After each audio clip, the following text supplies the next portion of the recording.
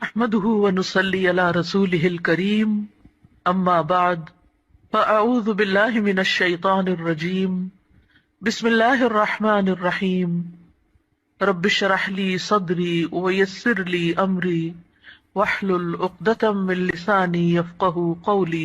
اللہ تعالیٰ نے انسان کو جن بڑی بڑی نعمتوں سے نوازا ہے ان میں سے ایک نعمت اولاد کی نعمت ہے۔ قرآن حکیم میں اولاد کی ولادت کا ذکر ایک خوشخبری کے طور پر کیا گیا ہے۔ ارشاد باری تعالیٰ ہے، یا زکریا انا نبشرک بغلام اسمہ یحییٰ لم نجعل لہ من قبل سمیہ۔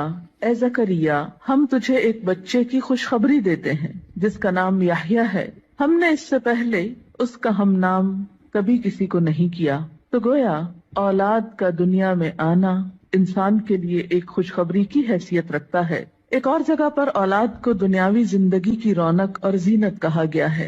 ارشاد باری تعالیٰ ہے، المال والبنون زینت الحیات الدنیا، مال اور بیٹے دنیاوی زندگی کی زینت ہیں۔ اسی طرح انسان کے لیے اولاد ایک مددگار اور ایک بہترین غمخوار کی حیثیت بھی رکھتی ہے۔ اولاد سے انسان کی بہت سی توقعات بھی وابستہ ہوتی ہیں، لیکن اولاد والدین پر سب سے بڑا حق جو رکھتی ہے وہ تربیت کا حق ہے۔ اس لیے والدین کو اس معاملے میں اپنی ذمہ داری کا ثبوت دینا چاہیے، اور قیامت کے دن اس کے بارے میں ان سے سوال بھی ہوگا۔ قرآن پاک میں اللہ سبحانہ وتعالیٰ فرماتے ہیں، یا ایھا الذین آمنوا قوا انفسکم واہلیکم نارا، اے لوگو جو ایمان لائے ہو اپنے آپ کو اور اپنے گھر والوں کو آگ سے بچاؤ۔ گویا والدین کی ذمہ داری میں صرف یہی شامل نہیں کہ وہ بچوں کو تعلیم دیں یا ان کے کھانے پینے کا بندوبست کریں، بلکہ ان کی ذمہ داری میں سے ایک اہم ذمہ داری یہ ہے کہ وہ ان کی اچھی تربیت کریں اور انہیں آخرت کے بھیانک انجام سے محفوظ کریں، آگ سے بچائیں۔ ایک حدیث میں بھی آتا ہے، آپ صلی اللہ علیہ وسلم نے فرمایا، کلکم راع وکلکم مسئول عن رعیتہ، تم میں سے ہر شخص نگران ہے اور ہر ایک سے اس کی رعایا کے بارے میں، ماتحتوں کے بارے میں سوال کیا جائے گا۔ فالمرأة راعیۃ فی بیت زوجہا، اور عورت اپنے شوہر کے گھر میں نگران ہے، یعنی صرف باپ سے نہیں ماں سے بھی پوچھا جائے گا کہ اس نے اپنے بچوں کی تربیت کیسے کی۔ اس لیے ہم دیکھتے ہیں کہ انبیاء علیہم السلام اپنی اولاد کے بارے میں ہمیشہ فکر مند رہے۔ حضرت ابراہیم علیہ السلام اپنے ساتھ اپنی اولاد کے لیے بھی دعائیں مانگتے ہیں، رب اجعلنی مقیم الصلاۃ ومن ذریتی، اے اللہ مجھے نماز قائم کرنے والا بنا اور میری اولاد میں سے بھی۔ حضرت یعقوب علیہ السلام کے بارے میں آتا ہے کہ جب انہیں موت آئی تو اس وقت انہوں نے اپنے بچوں کو بلا کر کچھ پوچھا۔ قرآن پاک میں آتا ہے، ام کنتم شہداء اذ حضر یعقوب الموت اذ قال لبنیہ ما تعبدون من بعدی، کیا تم لوگ اس وقت حاضر تھے جب یعقوب علیہ السلام کے پاس موت حاضر ہوئی تو انہوں نے اپنی اولاد کو کہا کہ میرے بعد تم کس کی عبادت کرو گے؟ انہیں اس بات کا فکر نہیں تھا کہ وہ کھائیں گے کہاں سے یا رہیں گے کہاں پر، انہیں فکر یہ تھا کہ میرے بعد ان کی عبادت اور ان کی دین پر چلنے کی حالت کیسے ہوگی۔ اس لیے والدین کے ذمہ یہ بہت اہم کام ہے کہ وہ اپنے بچوں کی آخرت کی فکر کریں۔ اس لیے بچے کی تربیت کا اہتمام اس کی پیدائش کے ساتھ ہی بلکہ اس سے پہلے ہی شروع کر دینا چاہیے۔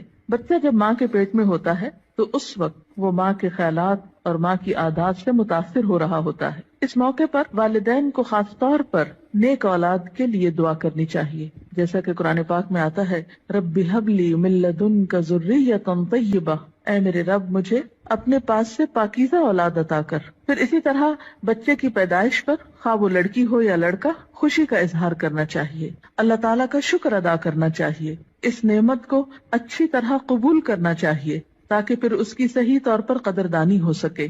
احادیث مبارکہ سے ہمیں کچھ اور باتیں بھی پتہ چلتی ہیں کہ جب بچہ پیدا ہو تو اس کے کان میں آذان دی جائے، گویا پیدائش کے بعد سب سے پہلے اس کو اللہ کا نام سنایا جائے، اس کے سامنے اللہ کی عظمت کا اظہار کیا جائے۔ اسی طرح نبی صلی اللہ علیہ وسلم کی سنت سے ہمیں بچوں کی تہنیک کرنے کا بھی پتہ چلتا ہے۔ تہنیک سے مراد یہ ہے کہ کھجور چبا کر بچے کے تالو پر لگائی جائے، کیونکہ بچہ سب سے پہلی خوراک جو اپنے منہ میں لے کر جاتا ہے اس میں بھی خوراک دینے والے کی شخصیت اور عادات کے اثرات منتقل ہوتے ہیں۔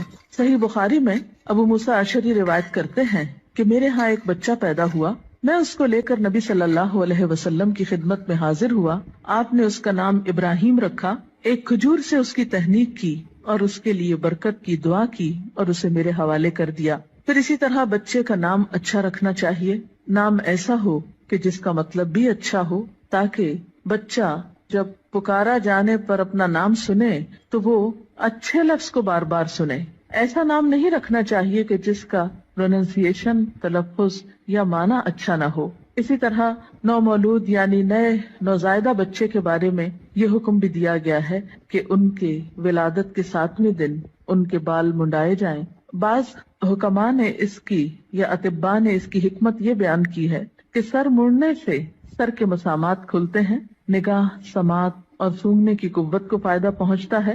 اسی طرح سنت میں ہمیں بچوں کا عقیقہ کرنے کے بارے میں بھی تعلیمات ملتی ہیں. عقیقہ کرنے میں ایک حکمت یہ ہے کہ انسان اپنے رشتہ داروں کو، غریبوں کو، ہمسایوں کو اس خوشی میں شریک کرتا ہے. اس موقع پر ان کے لیے گوشت بھجواتا ہے، یعنی عقیقے کے جو بکرے ہیں ان میں سے. پھر اسی طرح بچپن ہی سے بچوں کے ساتھ محبت اور شفقت کے ساتھ پیش آنے کا حکم ہے. بچہ صرف غذا کا ہی محتاج نہیں ہوتا، محبت و شفقت اور کیئر کا محتاج بھی ہوتا ہے. نبی صلی اللہ علیہ وسلم کا ارشاد ہے، جو ہمارے بچوں پہ شفقت نہ کرے اور ہمارے بڑوں کی عزت نہ کرے وہ ہم میں سے نہیں. پھر آپ دیکھیے کہ تربیت میں صرف محبت و شفقت ہی کافی نہیں ہوتی، بلکہ اس کے ساتھ ساتھ بچوں کو ڈسپلن سکھانا بھی بے حد ضروری ہوتا ہے. پھر یہ ہے کہ بچوں کی تربیت کے مختلف پہلو ہیں. ان کی تربیت میں ان کی ایمانی تربیت، اخلاقی تربیت، جسمانی تربیت، عقلی تربیت، نفسیاتی